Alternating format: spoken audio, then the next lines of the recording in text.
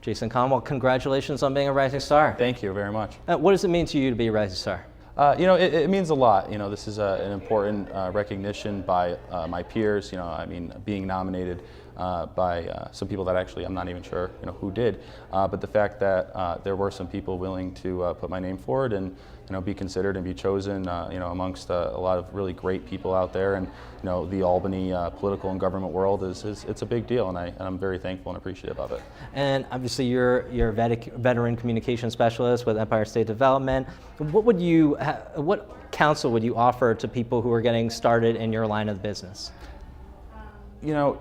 Just be eager and do anything.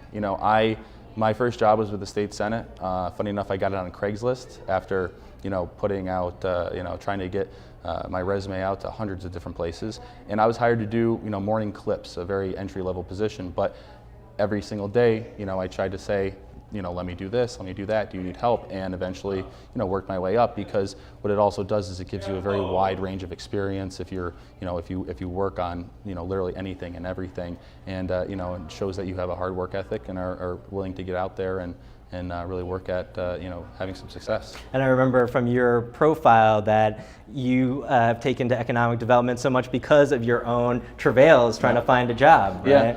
Yeah. And so, what has been your greatest accomplishment or your greatest day on the job so far in your years here in Albany? I don't know if I've had one, single greatest day.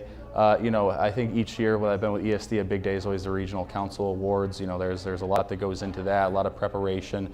There's been a few big stories I've worked on that I've certainly been proud of. One that was mentioned in here was that, a front page story in the LA Times that I had worked on, and it was on the Sunday Times above the fold, and it's a big deal.